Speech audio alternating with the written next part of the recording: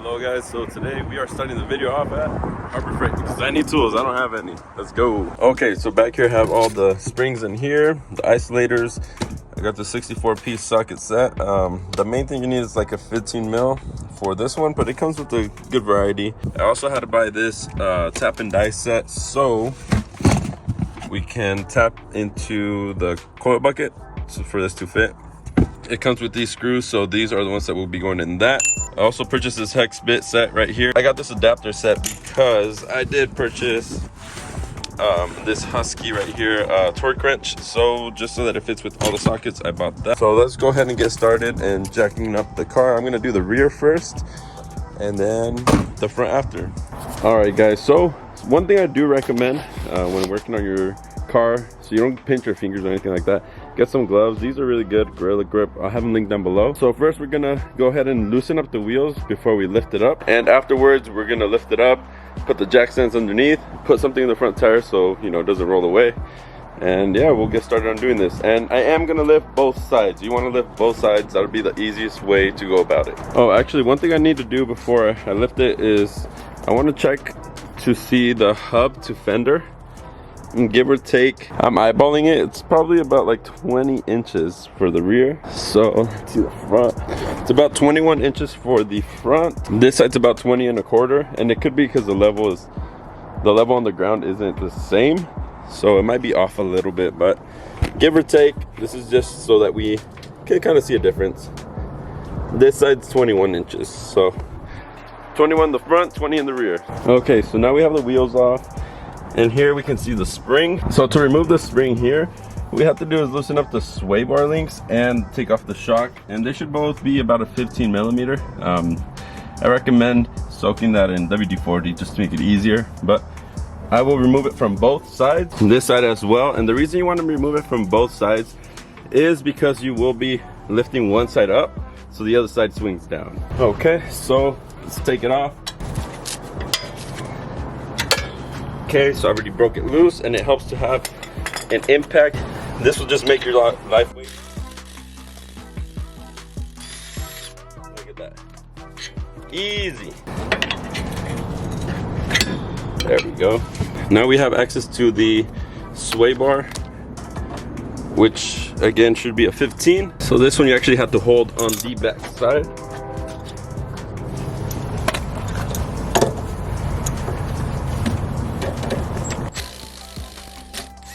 So we're gonna go ahead and do the same thing to the other side. I'm starting to lift one side, and you can see this spring's starting to come out.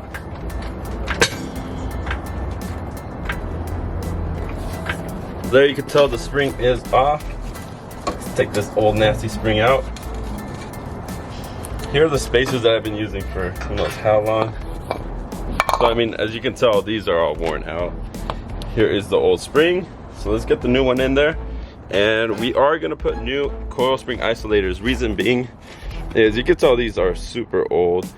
I mean, look at these isolators, so that's horrible. We gotta replace them, put new ones in, and we should be good to go. But you see how much more space you have when you lift one side of the axle? It kind of balances over to this side. Look at the springs side by side. So that's my old setup right there. That's the new setup. These are definitely way thicker than this material, almost the same length. These are a little bit longer, so we'll see how it looks once it's in. And I am going to clean all this out with the brush. I don't want to get, you know, like water in there, but a brush will do. So let's go ahead and do that. This one's all deteriorating as I'm trying to take it off. That's how you know it's super old. Look at that. It don't want to come off. This thing's married to the Jeep. Jesus. There we go, finally. All cleaned up, so I'm gonna go ahead and put the springs where I can read them, so it's upright. There we go. Now, just make sure when you put the bottom one in, it has this hole here, and there's a hole on the perch itself, so just line that up. Putting the WD-40 direct on here, just so it presses in. There we go.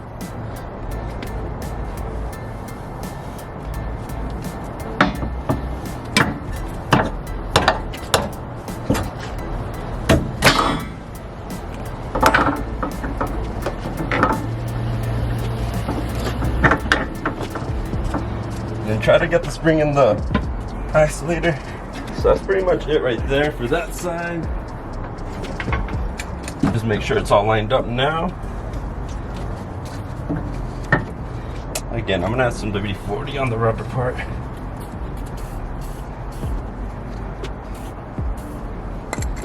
Just so it slides easier.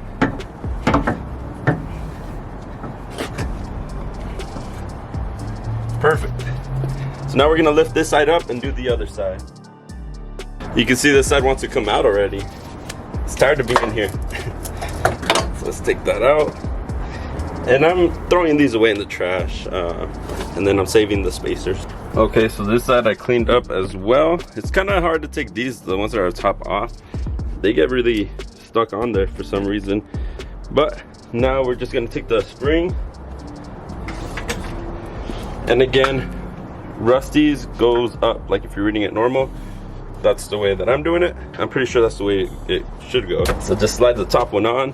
The top one doesn't have any orientation, you just gotta put it in. The bottom one does though. Don't spray WD-40 right above your brakes. That's probably not the best idea. So just saying, don't spray your rotors with WD-40 how I just did. And again, this has this little thing here, goes in the hole. There we go, that's in. Put this thing back on. Make sure you line up your coil.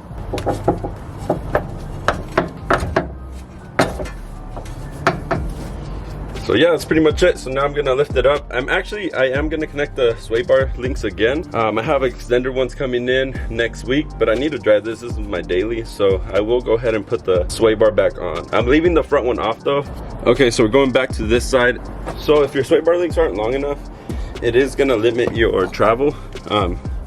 It'll start hitting on the coil bucket there. Okay, so that's it. Everything is back together. So we got new coil spring isolators up top and down the bottom.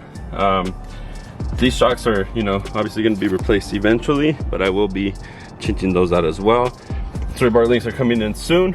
So that's pretty much it. It's time to put the wheels back on, and we'll measure the back before we move on to the front. There, I finished the rear, and there's a noticeable difference from front to the rear. It looks pretty crazy in person, not gonna lie.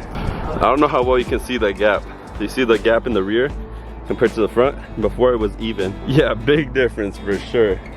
I could definitely fit a bigger tire, and I could push the axle back a little bit too. Damn, that's awesome. Let me measure the hub to fender. So before it was about 20 inches, so it's about 23 inches, so it definitely gained more clearance for sure. That's awesome. So let's move on to the front now. Okay, so the rear took me about 30 to 40 minutes. Not bad at all. That was actually pretty quick. I thought it was gonna take longer. So now we're moving on to the front. I need to hurry up because the sun is going down. Do the same thing. We're gonna lift it up, put the jack stands underneath, take off both wheels, take off both sway bars and shocks. Okay, so here is the front. Now to take these off, it's pretty simple. You just have to remove the shocks from the bottom here. Mine are 1/2 inch or 13. And then also take off the sway bar. So let's go ahead and do that. And for the front, I will be putting the coil retainers that came with the IRO kit that I have. Since I'm already gonna be here, might as well put it in. All right guys, so it got dark, but with a lot of work, I got this side in right here. This one is, the front's a little bit more difficult to do for sure, but we got it in. Now I'll show you how to do it on the other side. So if you ever need lights, I recommend Milwaukee. They have really good products. To get the coil out, we do need coil compressors. So these I'll have linked down below off of Amazon. These will do the job. This is more than you'll need. You know, you can save these for future projects. So that's what I'm using. So we need to clamp those onto the spring and then compress the spring so that we are able to get it out. Also notice here I have the spacer on the bottom and the front. Technically it should be on top. I ran it underneath for a while now and I haven't had any issues, but if you're putting in spacers, make sure the front goes on the top and the rear goes on the bottom. Okay, so here we have the jack on the other side pressing up. But you see there's still not enough room for this to come out, so that's why you're going to use coil compressors. Now when you use these, you have to make sure that bottom piece, make sure it's clear. So as these are compressing, this piece keeps going down, so just make sure it's not going to hit anything, and also make sure you have enough room to be able to tighten it. Make sure you put the pins in so you know it doesn't pop off. You never know, just be careful. So the easiest way that I found to use these and If you order these, the top size is 13/16. So I put the ratchet on the outside. For the other side, I use a crescent wrench and just tighten it up. So once you have it compressed, it'll just come out. This side, luckily, since I already lifted the other side, it came off pretty easy. The other side was a pain to do, but just take your time and you'll be able to do it. Just take off the coil compressors because you're gonna need them to install the new ones. And just to compare the springs, and as you can tell, it's about the same size, but like I said, these are definitely thicker metal, so it'll lift the Jeep for sure once it's in. So next step is gonna be just to clean off everything and then get ready for the spring. Now we're installing the rusty spring driver's side, and I'm compressing the coil right now. Don't knock over the camera, but just step on that and kind of like jump on it. Okay, there you go. That's good. Okay, so I don't know if you guys saw that, but something you could do is have a friend put their foot on the caliper just to get that last push in. And so we're in now. Now it's time to loosen it up, and we're almost done. Another thing to make sure of is make sure the spring is in the isolator correctly. There's like a little point where it stops, so just make sure that that's in good before you take it out. Fuck. I forgot, oh, damn, I'm gonna have to take it out. Okay, since I'm putting in the long arms, I have to put the coil retainer, and this goes right here. But to put it in, I remember I gave you this bolt. You have to get a tap and die set, or I guess a tap set, you don't need the die set. So you need it size, or half-20, I don't know exactly what that is, but in here, there's 2 holes. Use the one that's in the center, tap that one, and you should be good.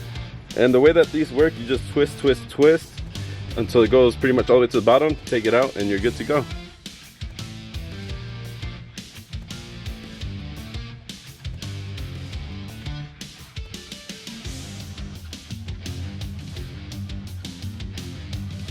Okay, so we got the tower tapped. This bolt should just screw in. And the reason you want to try it in, put it in now, is because it might be a little tough. Since you just tapped it, put the screw in, a couple threads, and then take it out, just to make sure it's all, you know, good to go. So there we go. There we go. That's good.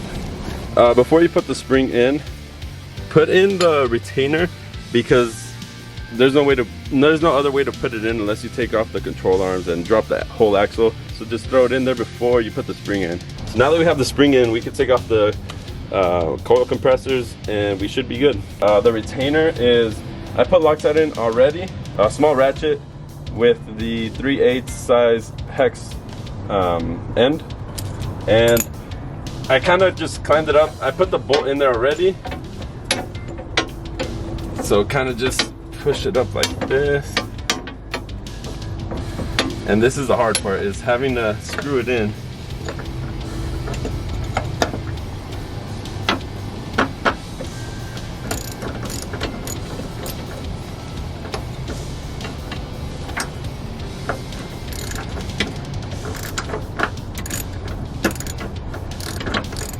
This one's definitely a pain to put in, but it's something that I really recommend you getting. I've seen a lot of guys lose their springs when they run sway bar disconnected, so just so you're aware, put them in if you get them. All right guys, so we just finished. You can see there's a lot more clearance now for sure. I left the sway bars disconnected in the front. I have some disconnects coming in, but I'm gonna show you guys tomorrow. I can't show you guys right now, it's too dark, but this thing is sick. All right, so this is a finished product and I'm honestly very happy with it. I do wish that I had bought the Rough Country 3/4 inch spacers in the front. So on my previous setup, I had the 2.5 inch spacers, and in the front I had Upcountry. So it was leaning, I guess, a little bit higher in the front, and I'm used to how that looks. But with the Rusties, it's just even from front to back, and to me that just looks weird. I'm not used to seeing it like that, so I wish I would have got that. But I mean, on the streets, it drives really good. It honestly feels kind of like stock. Like, it doesn't feel too stiff or too soft. It's just right. My front shocks are longer. They're extended. When I purchased them, I should have not purchased them for my 2.5 inch lift, but luckily they fit for the 4.5. And my rear, they're too short, so now they're actually, when it's extended, it bottoms out. I don't know if that makes any sense, but I think I will be replacing that with Fox eventually in the future. For now, I'm just gonna find some used shocks for the rear just so I could get going, but the goal is to get some Fox suspension. But right now I think I want to put my money into new wheels because these tires are bald.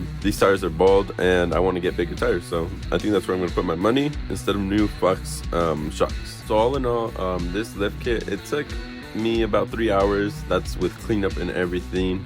The rear took me about 30-40 minutes to do both sides. The front, I got stuck on the passenger side. It was a little bit of a tight fit, but once I figured it out, it was pretty easy, and I did the other side pretty quick too, within like 30 minutes. Not bad. And I put the coil retainers in. Those are supplied by Iro in the long arm kit, so I put them in as I was changing the springs because I didn't want to have to take them out again. So that's the reason I did that. All in all, this is an easy project. I feel like anyone with, you know, simple tools can do it, just like I did. I bought the tools at Harbor Freight. I'm pretty sure if you didn't have an impact, you'd take a little bit longer. It is possible. So now I'm just waiting on the sway bar disconnects. That'll be a video. Also, I'm gonna do it before and after, 4.5-inch lift, short arm versus long arm, how it feels on the road.